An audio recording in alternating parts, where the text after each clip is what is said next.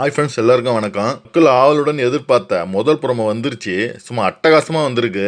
என்னங்க இது, big pass house உள்ள இருக்கிறவங்க தான் கத்துறாங்கன்னு பார்த்தா இங்க வெளியே ஹோஸ்ட் பண்றவரே பயங்கரமா கத்துறாரு. ஏதாவது பேசி அவங்க கிட்ட பயமுறுத்தி ஒரு ரெட் கார்டை கொடுப்போன்னு பார்த்தா உள்ள இருக்கிறவங்களோட வெளியே இருக்கிறவர் பயங்கரமா கத்துறாரு. இந்த விஜய் சேதுபதி தலைவன் தலைவி செகண்ட் பார்ட் ஷூட்டிங்னு நினைச்சிட்டாரு போல இருக்கு. உள்ள இருக்கிற அரமண்டலுங்க தான் கத்துதுன்னு பார்த்தா இவர் பெரிய குழாட்டுன்னு வந்து அதுக்கு மேல கத்துறாரு.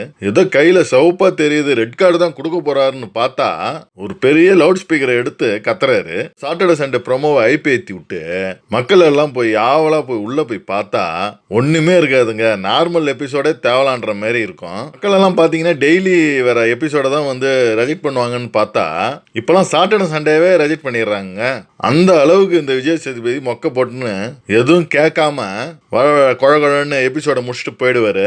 அதுதான் இந்த வாரமும் நடக்க போகுது. விஜய் சேதுபதி வந்த உடனே கிரீன் ஸ்கிரீன் மேட்ல ஒரு ப்ரோமோ விட்டுட்டா மக்கள் ஹைப் ஆயிடுவாங்க.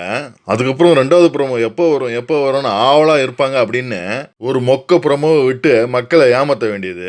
இன்னைக்கு ஆக்சுவலா விஜய் சேதுபதி என்ன செய்வாருன்னு பாத்தீங்கன்னா, ஃபர்ஸ்ட் பாத்தீங்கன்னா இந்த வாரத்துக்கான கேப்டன் தலைய பத்தியான பேச்சு.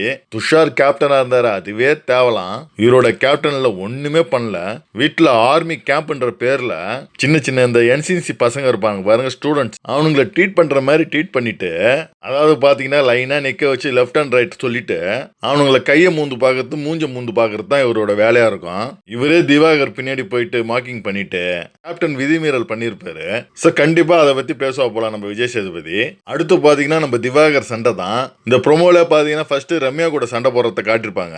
அடுத்து பாத்தீங்கன்னா சபரி கூட தங்கச்சிக்காக நான் வருவேன் அப்படின்னு ஒரு சண்டை நடந்தது பாருங்க, அந்த சண்டையை பத்தி பேசுவாரு.